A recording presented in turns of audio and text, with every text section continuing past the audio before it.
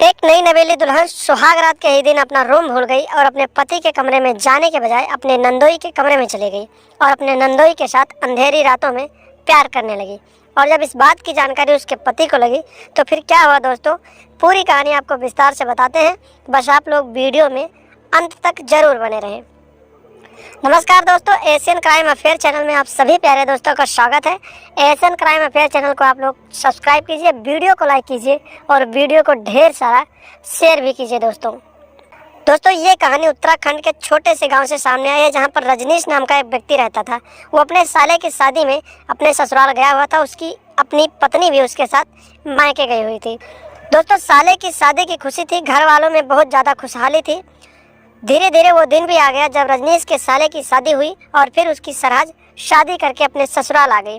दोस्तों रीति रिवाज के हिसाब से रजनीश अपने साले के सुहाग रात के दिन का उसका कमरा अच्छे से सजा रहा था। रजनीश के साले के मन में लड्डू फूट रहे थे। वो सोच रहा था कि आज बरसों की तमन्ना, बरसों की उसकी प्यास आज बुझ जाएगी, क्योंकि उसका सुहाग रात था। और मन ही मन वो सोच रहा था कि मेरे छोटे से पप्पू को घर मिल जाएगा और फिर मेरा छोटा सा पप्पू अपने हर एक रात को अपने घर में जाएगा और फिर नहा धोकर वापस आ जाएगा।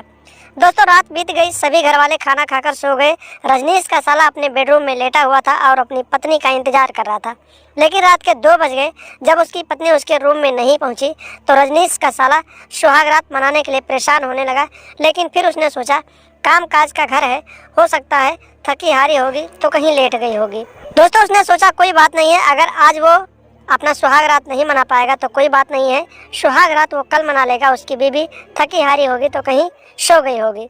लेकिन दोस्तों रजनीश के साले को नहीं पता था कि उसकी पत्नी उसके घर में नई नवेली है और उसको पता नहीं था कि कौन सा रूम उसका है और कौन सा रूम मेहमानों का है। दोस्तों सरहज आज अपने पति के कमरे में जाने के बजाय रात के अंधेरे में अपने नंदोई के कमरे में पहुंच गई और फिर अपने नंदोई के चारपाई पे लेट गई और अपने नंदोई को पति समझकर उसके साथ लिपटने चिपकने लगी और उसके साथ प्यार करने लगी। रात का मौसम था, कमरे में अंधेरा था। नंदोई को लगा कि उसकी पत्नी आई है और आज प्यार करने वाली है। नंदोई भी अपनी सरहज को अपनी पत्नी समझकर बजाने लगा। इसी तरह से नंदोई और सरहज का प्रोग्राम चलने लगा। लेकिन कुछ देर तक प्रोग्राम चलने के बाद नंदोई को शक हुआ कि जिसके साथ वो प्रोग्राम चला रहा है वो उसकी पत्नी नहीं है, क्योंकि नंदोई तो रोज़ अपनी पत्नी के साथ 61-62 वाला गेम खेलता था, तो उसके बारे में उसे अच्छे से जानकारी थी। जब उसने अपना मोबाइल निकाला और अपने मोबाइल का डिस्प्ले जलाया और जब उसने देखा कि जिसके साथ वो 61-62 खेल रहा है उसकी पत्नी नहीं बल्कि उसकी नई नवेली सरहज थी, तो उसकी आंखें फटी की फटी रह गईं और वो डर के मारे वहाँ से जाने लगा और कांपने लगा। लेकिन तभी सरहज ने कहा, नंदोई जी आप घबराइए मत, आपकी कोई गलती नहीं है, गलती मेरी है। मुझे नहीं पता था कि कौन सा कमरा मेरा है और मैं अपने पति का कमरा समझकर आपके कमरे में आ गई और फिर आपके साथ प्यार करने लगी। सरहज की इतनी बात सुनने के बाद नंदोई के होश में होश आया और फिर उसने अपनी सरहज को एक नई पोजीशन में बजाना शुरू किया। दोस्तों सरहज को भी एक्सपीरियंस वाला ठुकाई ऑपरेटर मिला था, तो उसे भी प्यार करने में बहुत मज़ा आ रहा था और वो भी अपने नंदोई के साथ नए नए स्टाइल में अपने नंदोई को प्यार करने लगी थी। ऐसे ही रात बीत गए। पूरी रात में नंदोई ने अपनी सरहज को अलग अलग पोजीशन में बजाया और जब सुबह हुई तो सरहज उठकर काम काज करने लगी। दूसरी रात भी रजनीश का साला अपने कमरे में अपनी पत्नी का इंतजार करता रहा और उसकी पत्नी अपने नंदोई के कमरे में जाकर अपने नंदोई के घोड़े पर बैठकर घुड़सवारी कर रही थी। दोस्तों जब काफ़ी रात बीत गई और पत्नी कमरे में नहीं आई तो रजनीश का साला गुस्से से लाल हो गया और अपने कमरे से बाहर जाकर अपनी पत्नी को खोजने लगा।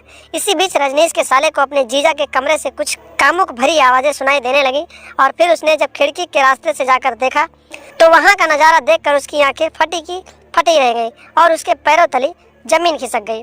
उसने देखा कि उसकी नई नवेली दुल्हन उसके जीजा के साथ उसके घोड़े पर बैठकर एक नए पोजीशन में अपना तबला बजवा रही थी। जब साले ने अपनी नई नवेली पत्नी और अपने जीजा के इस प्रोग्राम को देखा तो वो गुस्से से लाल हो गया और फिर वो उनके चलते प्रोग्राम में कमरे में घुस गया और फिर अपने जीजा की पिटाई करने लगा।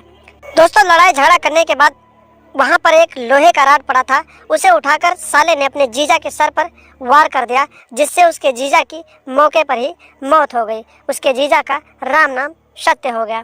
जब घर में हंगामा हो गया तो सभी लोग जाग गए और सब लोगों को पता चल गया कि नंदोई अपनी सरहज को बजा रहा था। तो किसी ने इसी बीच पुलिस को फ़ोन किया तो मौके पर पुलिस भी पहुंच गई और पुलिस ने लाश को कब्जे में लिया और पोस्टमार्टम के लिए भेज दिया और फिर साले को जीजा की हत्या के रूप में हथकड़ी लगाकर जेल भेज दिया।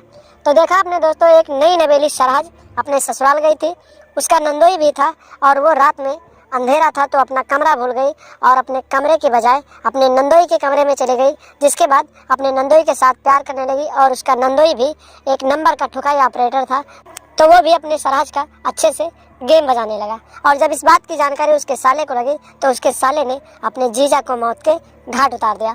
तो दोस्तों, ऐसे लोग जो ऐसी मानसिकता रखते हैं आप सबके आसपास भी रहते हैं, आप सबके घर में भी रहते होंगे, आप सबके रिश्तेदारों में होंगे। ऐसे आपराधिक मानसिकता रखने वाले लोगों की पहचान करें, उनसे सतर्क रहें, सावधान रहें, अपने घर परिवार को सुरक्षित रखें, अपने यार दोस्तों को सुरक्षित रखें और लगातार ऐसी घटनाओं के बारे में जानने और सुनने के लिए हमारे चैनल के साथ बने रहें। कृपया हमारे चैनल को सब्सक्राइब कर लें और लगातार हमारे साथ बने रहें और देखते रहें ASN क्राइम अफेयर।